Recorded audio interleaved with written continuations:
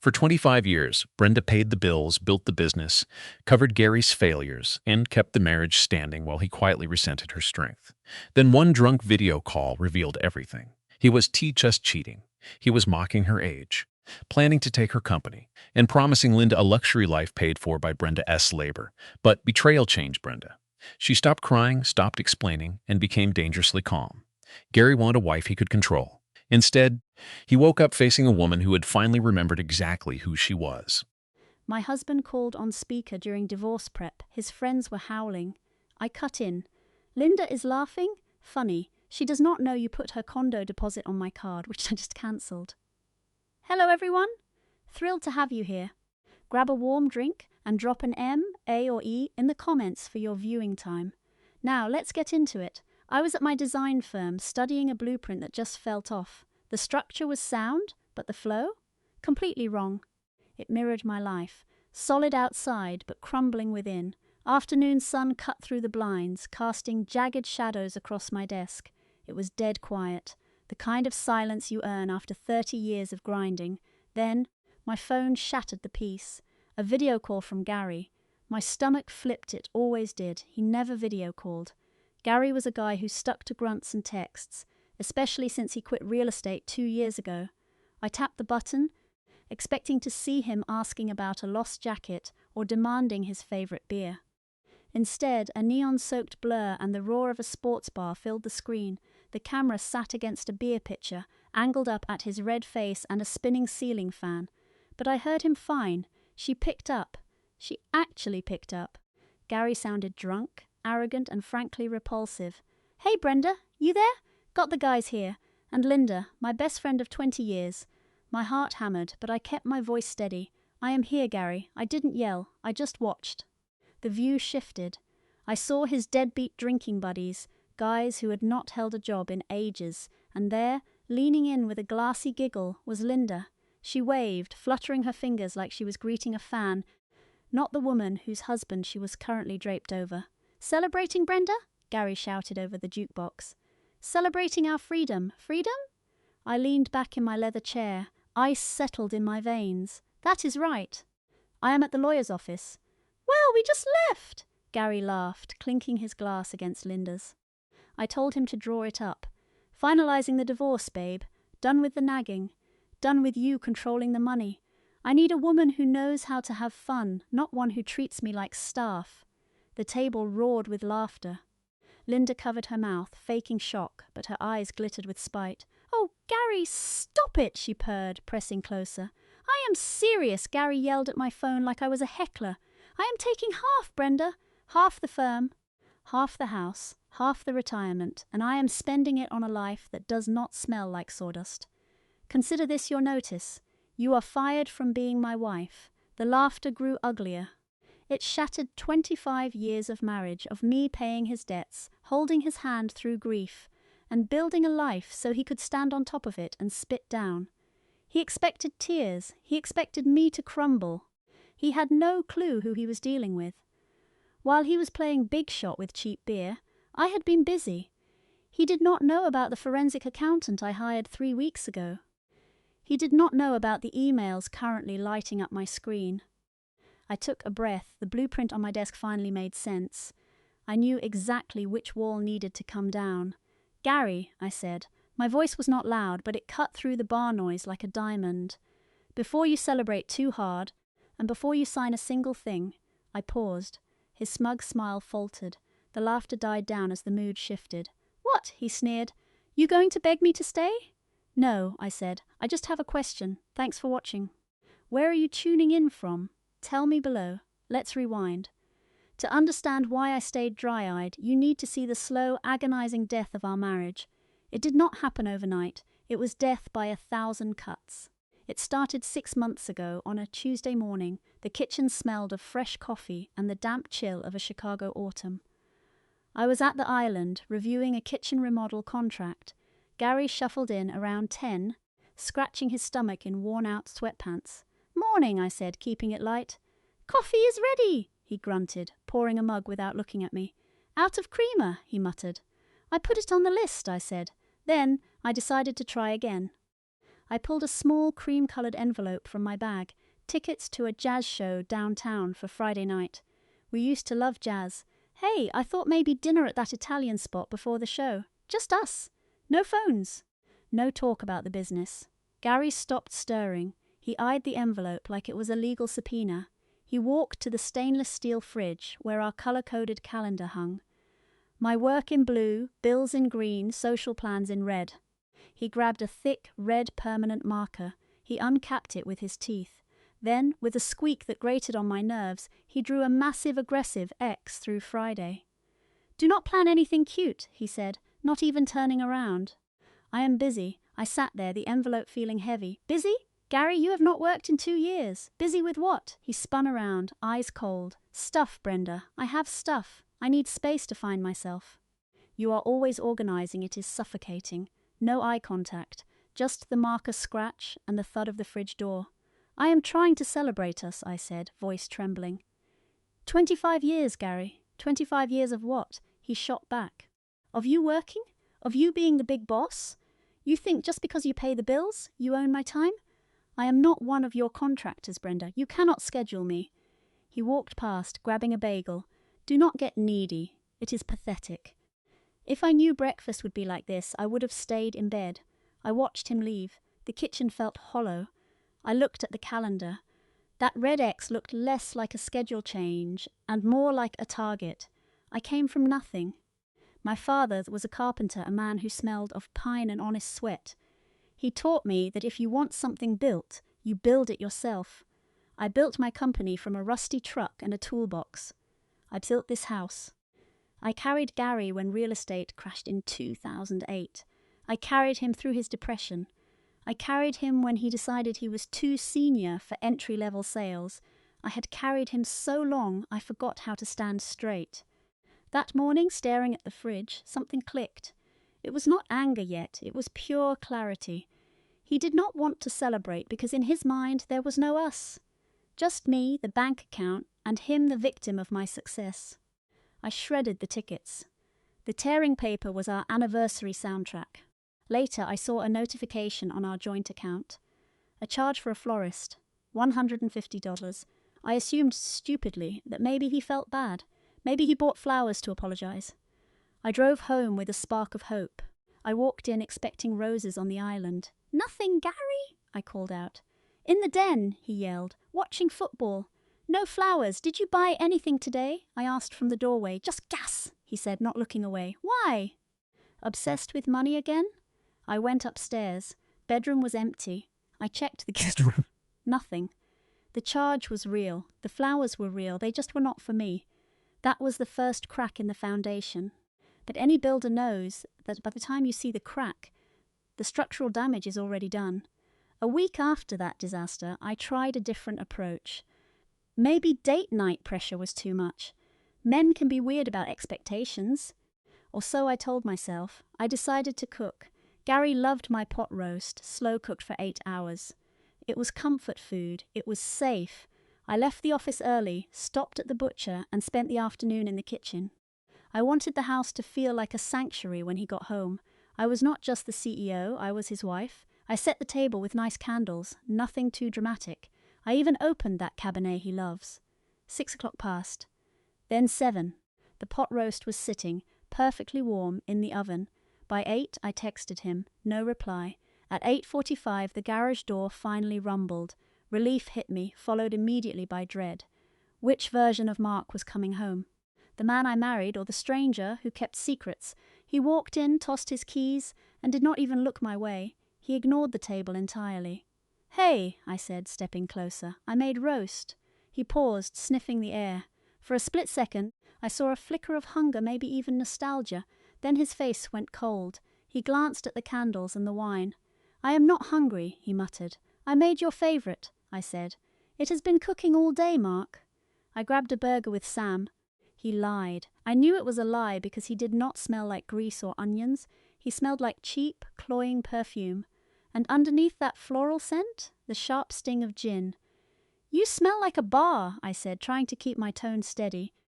He spun around, eyes flashing with sudden rage. "Here we go. The interrogation. Cannot a guy have a drink without the third degree? You are suffocating me, Sarah. You are like a prison warden. I am your wife, I said, fighting back tears. I cooked. I just wanted to connect. That is not connection, he snapped, gesturing at the food like it was trash. That is pressure. You do nice things just to hold them over my head later. Like some saint. Making dinner while I am supposedly out living. I see through your games. My heart was pounding. Games? Mark, I just wanted a meal together. You want control, he sneered. You run the office. You run this house. You want to control what I eat and when.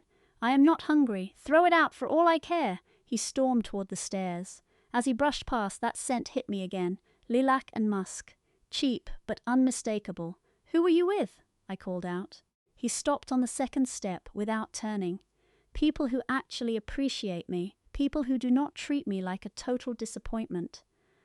I do not treat you like that, I whispered, but the bedroom door slammed shut, shaking the floor.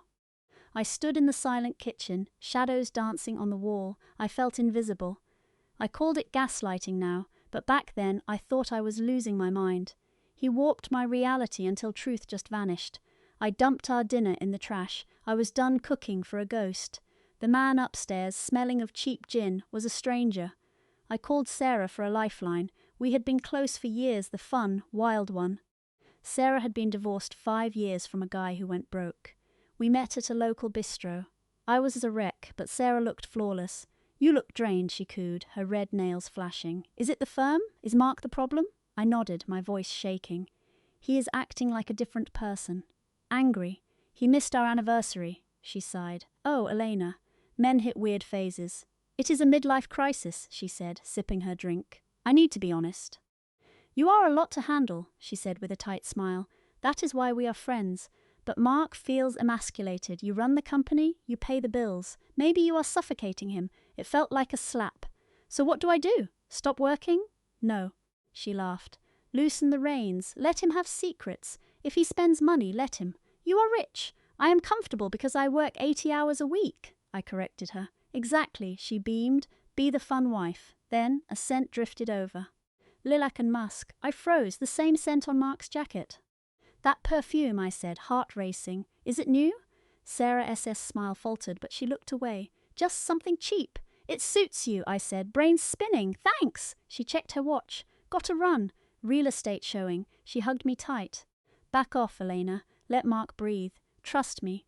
I watched her walk away. The woman I trusted told me to ignore his absence. She smelled exactly like the friends Mark was with.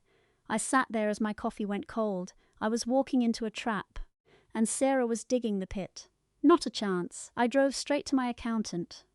Dave, my accountant, wore suspenders and lived for tax loopholes. He looked pale when I stormed in. Everything okay? I want to see the personal accounts, I said, sitting down. The joint checking, the savings, the card I gave Mark. Dave hesitated. Mark said he was handling the reviews at home. He lied. Pull them up, I commanded. My blood boiled. It was a disaster. This was not a business, it was a hemorrhage. Start explaining, I said, pointing at the screen. $12,000 in cash withdrawals? Mark did not gamble. Where was it going? Dave clicked another tab. Things got darker. $300 steak dinners. Hotel charges in our own zip code. Mark claimed they were for business networking, but he did not even have a business. My stomach turned. Then I saw it. A retainer for a high-end law firm. I realized the truth in a heartbeat. Mark was using our money to fund his exit strategy. He was sleeping around and buying jewelry for a mistress, all while using my paycheck to hire the man who would take me down. I pointed to a $5,000 deposit for a luxury condo. He was moving out. Dave stammered that Mark called it a surprise investment. He manipulated us both. I told Dave to print every single receipt. I needed to see the full scope of this betrayal. I needed a trust account for my niece today, move every liquid asset I could. Dave warned it would drain our joint account, but I did not care. I left that office with proof thick enough to break him. The numbers confirmed it he was stealing, and he was not alone. The scent of lilac and musk came back to me. Sarah, my gut twisted. This was a conspiracy between my husband and my best friend. I sat in my car, staring ahead. You want a war? You just declared one on the wrong person. The next few days were a blur. I cooked and chatted while he scrolled through his phone.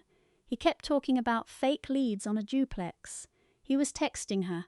I checked his truck's odometer. 50 miles a day enough to reach her apartment. Then a thunderstorm hit. He claimed he had a flat tire, but his hands were clean. You do not change a tire in a downpour without getting dirty. I handed him a towel and ran to his truck. The smell of that perfume was thick in the cab. I shined my flashlight on the floor mat. Muddy footprints, small ones. A woman's size 7 boot. I wear a 9. I checked the gap between the seat and console. My fingers brushed something sharp.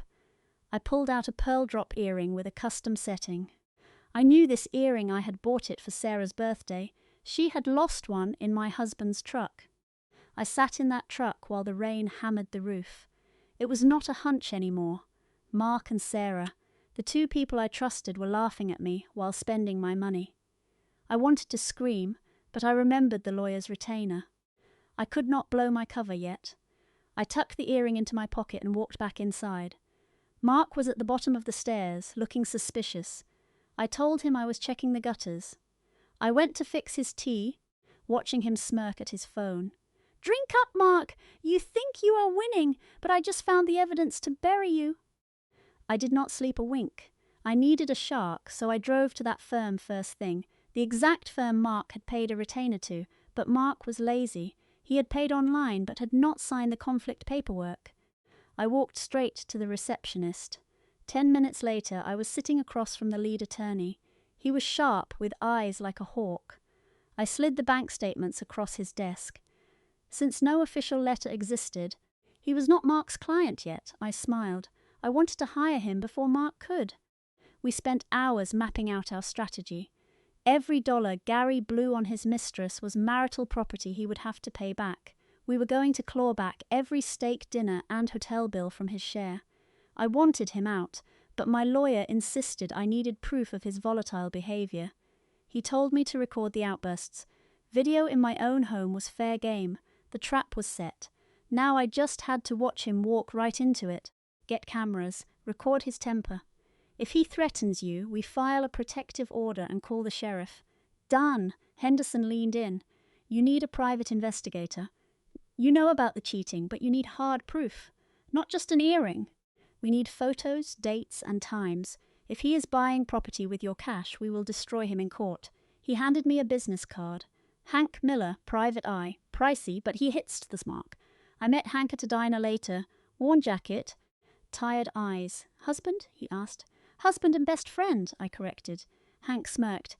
The double life, give me the details. I spilled it all, Gary's habits and secret spots. I need to know their plans, I said. It is not just an affair. They are spending big. I will put a tracker on his car, Hank said. If your name is on the title, it is legal. It is, I said. I paid for that truck. Then we are set. Give me 3 days. You will have a report. Driving home, I felt weirdly calm. For the first time in months, I wasn't scared. I had a team, a sharp lawyer and a pro detective. I hit an electronics shop and bought 3 hidden cameras. I hid them in wall chargers and smoke detectors. Kitchen, living room, hall synced to a secret app. When Gary got home ranting about the heat, I watched from the laundry room. Smile, Gary! You are on camera! 3 days later, Hank called. Meet at the diner. You need to sit for this. My stomach flipped. Knowing is one thing, seeing photos is another. Hank slid an envelope across the table. It is worse than you thought. I opened it. Just Gary and Sheila walking into a motel. His hand on her back. They looked happy. That stung. Like a real couple, not 2 people wrecking my life. Keep going, Hank said. The next batch was from yesterday. Not a motel. A luxury condo downtown. The Heights. They spent 2 hours there with a realtor. She sells property starting at $500,000. A photo on the balcony. Gary pointing like a king, Sheila leaning on him. Then the kicker. Hank tapped the last photo. A shot through a window. They had papers out. I have a long lens, Hank explained. I squinted. A loan application. Under assets, my business share, our home equity, the retirement fund. He is listing my company as collateral, I whispered. He thinks he owns half of it. He is counting chickens. Hank agreed. But look at the co-borrower. I looked. Sheila Vance. She is on the application.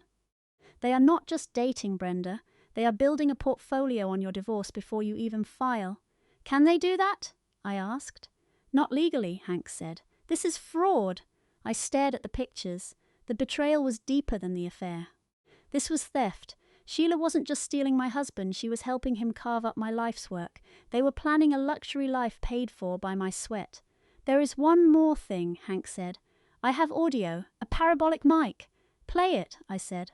Hank put an earbud in. I heard the wind, then Gary S. voice, clear as day. Don't worry, babe.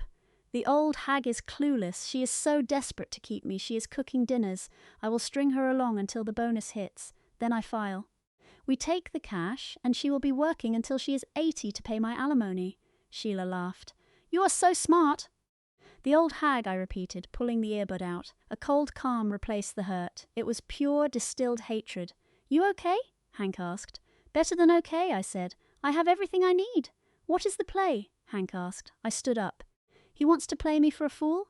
Fine. I will let him walk right off the cliff he built. I paid Hank and drove home, picturing Gary's greedy face. You want a show, Gary? You got it. I walked inside. Gary was on the couch. Hey, he grunted. Hey, honey, I said, forcing a smile. I have been thinking, maybe you are right. I have been too controlling. Let us talk about giving you more access for investments. Gary sat up, eyes bright with greed. Really, I lied. Let us talk over dinner. The trap was set. Now, I just waited for him to step in. For 2 weeks, I was an Academy Award winner. My stage was the kitchen. My audience was a cheating husband who thought he was a genius. After hearing them plot to live off my money, the hurt vanished. All that remained was cold. Calculating precision. I looked at Gary and did not see the man I loved for 25 years. I saw a parasite. You don't negotiate with parasites, you exterminate them. I started on a Tuesday with a bottle of expensive scotch, the kind Gary loved, but I usually refused to buy. What is this? Gary asked, eyeing the bottle. He was lounging on the sofa, texting. Probably Sheila a peace offering, I said.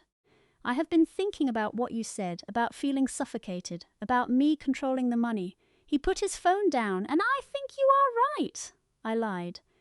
The words tasted like ash, but I smiled.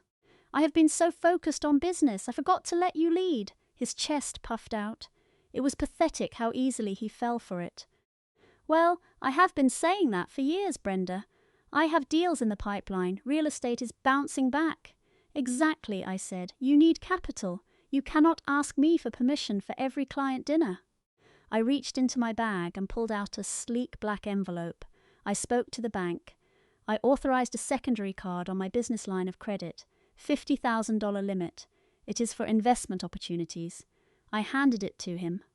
Gary looked at the card like it was gold.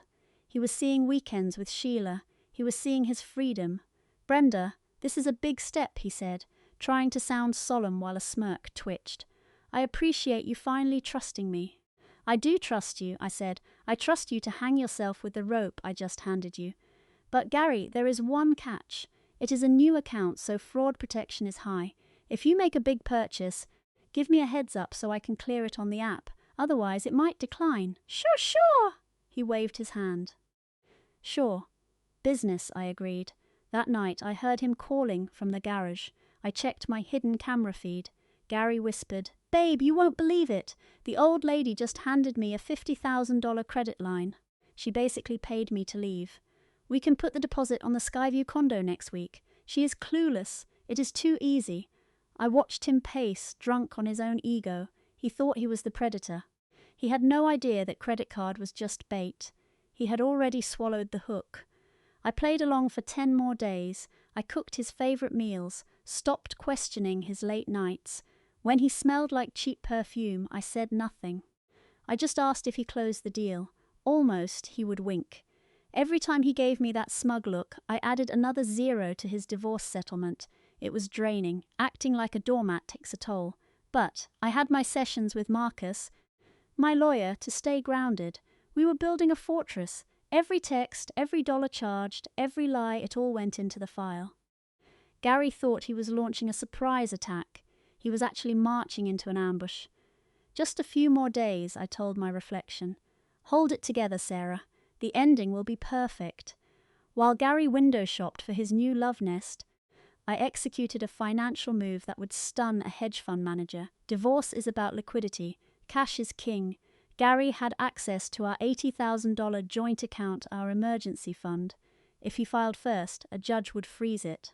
Or worse, he would drain it, and I would spend years fighting to get it back. I refused to let that happen. I met with my accountant, Tom, and Marcus early Monday. The trust, I asked. Is it ready? The Sarah Vance Family Trust is active. Marcus nodded. It is an irrevocable trust for your niece's education. Perfectly legal estate planning. You are the trustee. Good, I said. Move $75,000 from the joint account into the trust. Today, Tom looked nervous. Sarah, that leaves $5,000. Gary will notice. That is the plan, I said. I want that money gone. If he asks, I will say it is in a high-yield bond for taxes. He's clueless about money. He'll fall for it. The limit? Marcus asked. $50,000? I grinned. That's the best part. It's a sub-account on my corporate line. I can kill it from my phone instantly. You gave him a card that works until you say stop? Marcus chuckled. Brutal. Necessary, I corrected. He is using that card for the condo deposit this Friday. I saw the invite on his tablet. Friday? Marcus mused. 3 days out. I need the restraining order ready for Friday morning, I said. I have footage of him snapping a chair and threatening arson. Is it enough? Marcus reviewed the file. With the audio of his fraud plans and the threat video? In this county? Yes, it's cess enough for an emergency order. We see the judge without Gary. He signs it, the sheriff serves him, and he has 10 minutes to pack before he's out. Perfect, I said. I left the office and checked my banking app. Transfer complete. The account Gary thought was his personal slush fund for his new life was empty. Funds were safe in the trust. When I got home, Gary was in high spirits, humming in the kitchen while prepping a sandwich. Hey, Hon, he chirped. See the market? Up 50 points. Didn't notice, I said, dropping my keys. Gary, I moved some cash for tax reasons. Balance looks low, but don't panic. It's invested. He froze, panic hitting his eyes. Moved? Where? How much? Most of it, I said casually, opening the fridge. Accountant said we had to offset business gains. It's locked for 6 months. But you have that credit card, right? We refined for daily costs. Relief washed over him. He actually sighed. Oh, okay. Yeah, the card. Fine. Smart move, babe. Investing is smart. He didn't care about the cash because he thought he had the magic plastic. He thought that card was his golden ticket. He didn't realize I dissevered his artery and handed him a tourniquet I could tighten whenever I wanted. By the way, he said, chewing, guys have a thing Friday, celebrating Mike's birthday. I might be late. Friday, I repeated. Sure, have fun. I knew it wasn't Mike's birthday. Friday was the condo closing. He planned to sign, swipe my card, and serve me papers over the weekend. I will, he grinned. It's a big day. Yes, I agreed. Eyeing the knife block. It certainly is. He had no idea that while he planned a celebration, I was planning an eviction. 2 days out, we had one final public performance. Our neighbours, the Millers, host an annual summer barbecue. Classic stuff. Burgers, cheap beer, neighbourhood gossip. Usually Gary skipped these, but this year he insisted we attend. We should show our faces, he said, adjusting his polo. Look like the happy couple. Keep up appearances, right? He wanted witnesses. He wanted people to see us normal so when he blindsided me, he could claim I just snapped. We arrived at 2. The party was loud, and standing by the cooler, holding a drink, was Chloe. Of course. She lived 3 streets over, wearing a dress way too tight for a family event. Sarah, Gary. She waved, her voice grating. We walked over. Gary grabbed a beer and stood too close to her. Hey, Chloe, I said, sliding on my sunglasses to hide my disgust. Great turnout, Gary said, projecting. Man, it's good to relax. Sarah here's been working me to the bone, right, honey? He draped a heavy arm around my shoulder. Felt like a chain. We all work hard, Gary, I said stiffly. Oh, come on, he laughed, jostling me. Slave driver. You know, Chloe? I keep telling her to retire. Look at her. Stressed, the wrinkles are showing. The nearby group went quiet. A cruel, mean-spirited joke. Chloe giggled. Stop, Gary. Sarah looks distinguished. Besides, at our age, we can all be 25. She preened, smoothing her dress, implying she was the exception. Speak for yourself, Gary winked. I feel 25, second wind coming. Big changes on the horizon. He raised his beer to new chapters. And upgrading. The neighbors exchanged awkward glances. They sensed it, the disrespect, the weird vibe between Gary and Chloe. I stood there, feeling the sun and my own boiling rage. He was mocking me in front of everyone, basically toasting his affair to my face. I decided to test him. Upgrading? I asked, voice cold. Buying a new car, Gary? With what money? The air went dead silent. Gary's smile faltered, eyes narrowed. I have resources, Sarah. You don't know everything. I know enough, I said enigmatically. Chloe stepped in, sensing the shift. So, Sarah, I heard you're renovating the lake house kitchen. Granite or quartz? I haven't decided, I said, turning to her. I'm thinking of tearing the whole thing down. Sometimes the foundation is rotten, Chloe. When the foundation is rotten, you don't just change countertops. You bulldoze the structure and clear the trash. I stared at her, locked eyes. For a second, the mask fell. Chloe looked terrified. She saw something in my face, not the pushover friend, but the businesswoman who fought labor unions. Well, she stammered, that sounds extreme. It's necessary, I said. Excuse me, I need a drink. This one tastes sour. I walked away, leaving them frozen. Passing the crowd, I heard whispers. Why is he treating Sarah like that? He's drunk. She looks finished. I splashed cold water on my face in the bathroom. Gary was right, I looked exhausted. But not from age, from the dead weight I was carrying. 2 days, I told my reflection. Just 2 more. Stepping out, Gary and Linda were huddled in the corner, whispering hard. Looked like partners whose heist had hit a snag. Good, let them sweat. We walked home in total silence.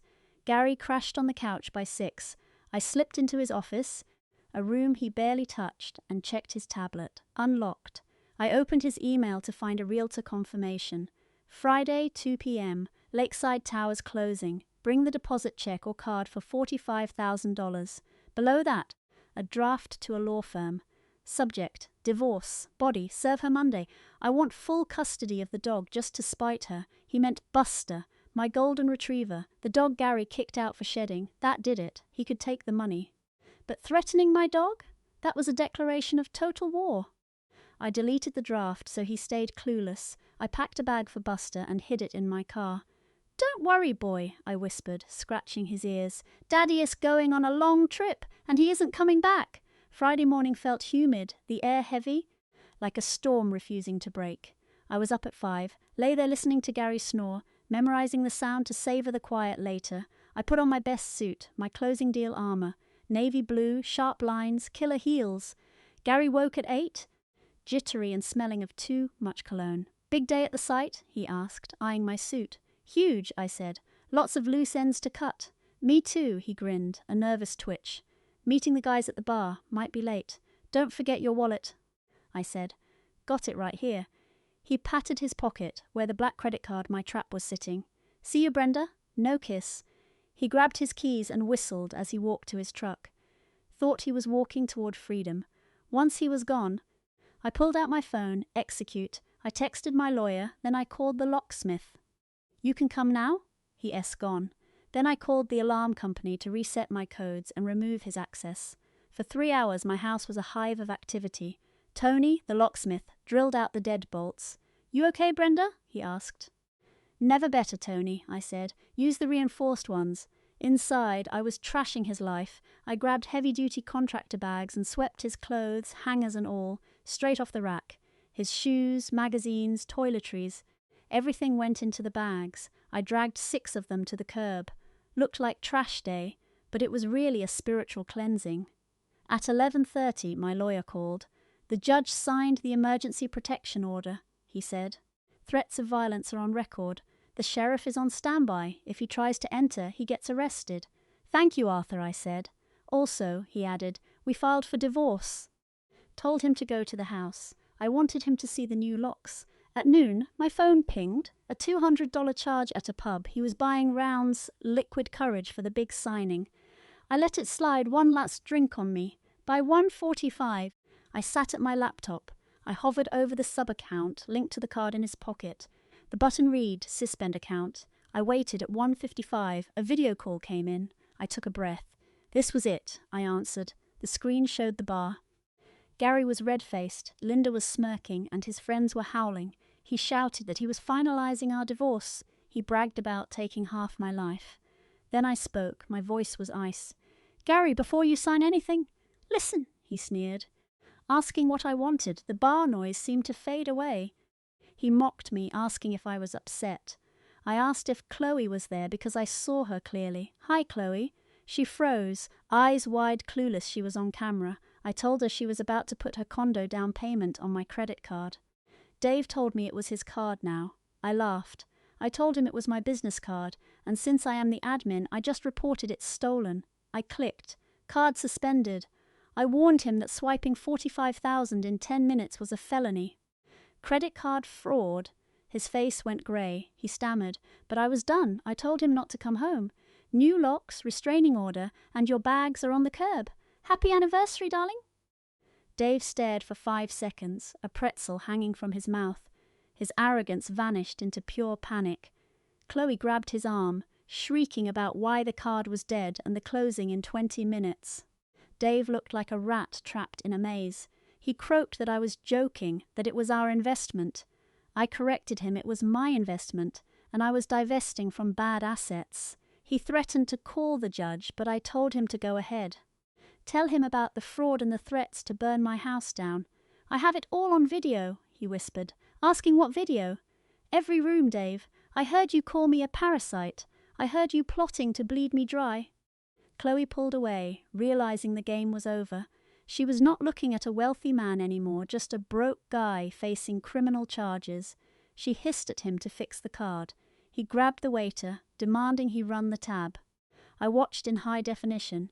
The waiter swiped, frowned, swiped again. He said the card was declined and he had to keep it. Dave lunged, screaming for it back, but the waiter snapped at him to stay back. Dave turned to Chloe, begging for her card. She looked at him with pure hatred. She asked if he even had any cash.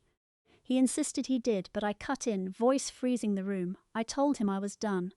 Chloe grabbed her purse, furious. Dave panicked, screaming about the condo deposit. But Chloe snapped that he was flat broke and she was not going down with him. She stormed out. Dave looked at the phone, pleading for love. I laughed a sharp, real sound. "You love my money, and that is gone." I hung up, telling him to stay away. The police were coming. The screen went dark, and the silence felt amazing. My heart was pounding, but my hands were steady. I did not need a private investigator to know how fast this town would talk. Our realtor, Sarah, filled me in later. Dave was desperate. After Chloe left, he chased her down, lying about technical glitches. He dragged her to the new high-rise, sweating and smelling of stale whiskey. He slammed his hand on the desk, telling her to ignore the card issues. He handed over the details for our joint account, the one I had drained 3 days ago. Sarah checked it and said there were only $4,000 in there. Dave screamed, insisting there was 80 grand. Sarah calmly replied that the money had been gone since Monday. Dave turned white. He finally realized I had not just cancelled a card, I had scorched the earth. The final blow came when a notification hit Chloe's phone. Everyone knew. Dave Miller was broke. Chloe did not scream. She just looked at him with disgust, called him a loser, and walked out for good. Back home, the sun was setting. I stood behind the curtains. My phone buzzed a security alert. A taxi pulled up. He stumbled out, staring at the house, his house, my house. He saw the 6 black trash bags lined up on the curb, like soldiers. He kicked one, spilling a golf shoe. He just stood there, staring at the front door. He stormed up the stairs, face purple with rage. He shoved his key in, nothing. He slammed his shoulder against the wood, but the new deadbolt held fast. "Open the door!" he screamed. "I live here!" I stayed silent. He grabbed a patio chair to smash the glass. I tapped my screen. "Police," I said clearly. "My estranged husband is trying to break in." "I have a protective order." The dispatcher answered. "Officers are on the way. Neighbors are already calling it in." I looked out. The whole street was watching the king of the castle having a breakdown. Dave threw the chair. It bounced off the brick. He collapsed, sobbing like a toddler who just heard no for the first time. Then blue lights flashed. I sipped my tea. Hot, just how I like it. 4 deputies stepped out, not a courtesy call. This was an arrest. Dave kept pounding. "Let me in, it is mine!" An officer shouted. "Step away!" Dave spun, wild-eyed. She changed the locks. That is illegal. Are you Dave Miller? Yes, I am the victim. The deputy walked up, holding a paper. We have a judge-signed order this morning. Vacate these premises immediately and stay 500 feet from Brenda Miller. That is a lie, Dave screamed, pointing at my window. She is crazy! Put your hands behind your back. The deputy ordered. For what? Disorderly conduct and breaking and entering. You are under arrest. The metal clicked. The most satisfying sound ever. They dragged him away as he shouted. He passed the trash bags. My expensive suits, he yelled. We will collect your things later, the officer said, shoving him into the cruiser. I stepped onto the porch as the car drove off. The evening was quiet again. The neighbours waved. I waved back. Not embarrassed, liberated. I checked the bags on the curb.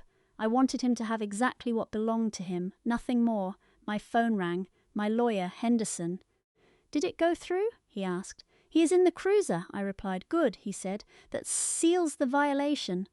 I will have his lawyer pick up his belongings from storage. Do not keep them on the curb. It looks bad for the court, he warned. I will move them tomorrow, I said. Henderson paused. You did good, Brenda, most fold. I folded for 25 years, Arthur, I told him. I am done folding that night. The house felt clean. No smell of whiskey or resentment. Just lemon polish and peace. I slept in the king bed, my dog, Buster, curled up at my feet. Dave always hated that. Your bed now, buddy, I whispered. The fallout began the next morning. Dave called from jail. I did not pick up. He left a voicemail. Brenda, please, I am sorry, bail me out. Chloe is gone, Mom is in Florida, I love you. I saved the message not to listen, but as evidence of his cycle. Abuse, discard, regret, hover. A perfect toxic pattern. And I was done with the book. I called the storage company. I prepaid 1 month. After that, they could auction it. I hired kids to haul the bags away and texted the code to Dave. Unit 4B, code 1234. Good luck. Then I blocked him. The legal battle was just a systematic dismantling. Dave tried for a fancy lawyer, but lawyers need money, and Dave had none. His cards were gone, the accounts empty. He ended up with a court-appointed mediator. We met 3 weeks later. Dave looked terrible. Wrinkled suit, gaunt face. He could not even look me in the eye. Henderson laid it all out. The claim for wasted assets was our winning hand. My attorney told the mediator, Mr. Miller spent $40,000 of our savings on his mistress, Sarah, over 6 months. We had receipts for luxury hotels, jewelry, fine dining, and vacations. Illinois law mandates that money be returned to the estate before any split. The mediator scanned the pile of proof, then turned to Dave.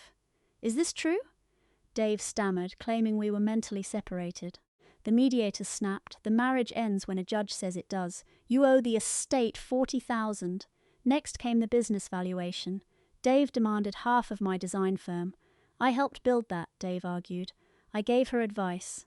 Henderson cut him off. We have tax returns showing 0 financial input from you. We have sworn statements from my staff saying you never worked a day, and we have recordings of you plotting to ruin the company. No judge will hand you shares in a business you tried to sabotage. Dave collapsed in his chair, watching his imaginary payout vanish. The final settlement was brutal for him. I kept the house. I kept 100% of my company. I kept my retirement and the trust. Dave got his truck, which I paid off just to be rid of the loan, his clothes, and a $20,000 cash payout.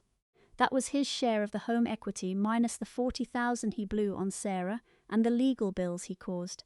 $20,000. That was his total after 25 years. It would barely cover a year of rent. That is not fair, Dave cried. Fair? I looked up. Fair would be paying for the years I spent supporting a man who resented my success. This is not fair, Dave. This is mercy. Sign. His hand shook as he signed. Leaving the courthouse, Dave tried to corner me one last time. Brenda, what do I do now? Where do I go? You are a man of vision, Dave, I said, throwing his own words back at him. I am sure you have big ideas waiting. I put on my shades and walked to my car without looking back. You might wonder about the lovebirds. Karma is real. It is a boomerang, and when you throw it hard enough, it comes back fast. Sarah did not just lose Dave. She lost her social status. Reputation is everything in these suburbs. Once everyone found out Sarah tried to fleece a friend and wound up with a broke, homeless bum, her social life vanished. Kicked out of her clubs, shunned at galas, even ignored by local agents. She was toxic. 2 months later, she begged to meet, swearing Kyle played her too. I didn't block her immediately. I just sent one photo, a mountain of trash bags on the curb. Told her that is where garbage goes, then slammed the door on her for good. Rumor has it she crawled back to her sister in rural Wisconsin. Good riddance. As for Kyle, he burned through that $20,000 in 90 days. Tried launching a consulting business, but failed because he has zero actual talent.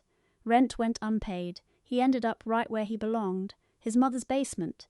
His mom, who used to insult my housekeeping, was suddenly stuck raising a 55-year-old man who just played video games and whined.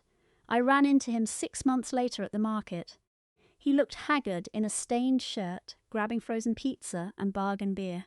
He was actually screaming at the clerk over an expired coupon. I could have laughed. I could have said something snide. Instead, I just moved to the next register. He was not worth the energy, total stranger. A year after the divorce, my home feels different. I finally knocked down that kitchen wall, the renovation I wanted the day he dropped the bomb. It is open, airy, and bright. I painted the room sage, bought fresh linens, and treated myself to a new car. My firm had its best year ever. Without Kyle dragging me down, my business really took off. We just signed a contract to redesign the city library, but the real change is inside.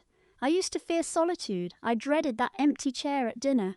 Now, that chair is just peace, a life free from lies, theft, and constant belittling. I joined a hiking group and started pottery on Thursdays. My hands are finally covered in clay. Not stressful bank statements. Last week, I met someone on the trail. His name is Robert, a retired architect. He asked for coffee, just wanting good conversation, no drama, no expectations. We split the bill. It was more romantic than anything I have felt in years. I do not know where it leads, and I do not care. For the first time, I am whole on my own. I am in my garden now, writing this. My dog is chasing butterflies near the hydrangeas. The sun is setting over the life I fought to reclaim. If you feel that knot in your gut or walk on eggshells, listen to your instincts. Check your accounts and never hesitate to change the locks. You are the architect of your own existence. Do not let anyone else write your story. Thank you for listening. If you enjoyed this journey toward justice, please share it. Stay strong and remember, the best revenge is a life lived well. Looking at my journey, this is more than just winning after a betrayal. It is a powerful awakening of self-worth. It proves kindness should never be confused with weakness, and sometimes silence is the ultimate strategy for taking your power back. True dignity is not about avoiding mistakes.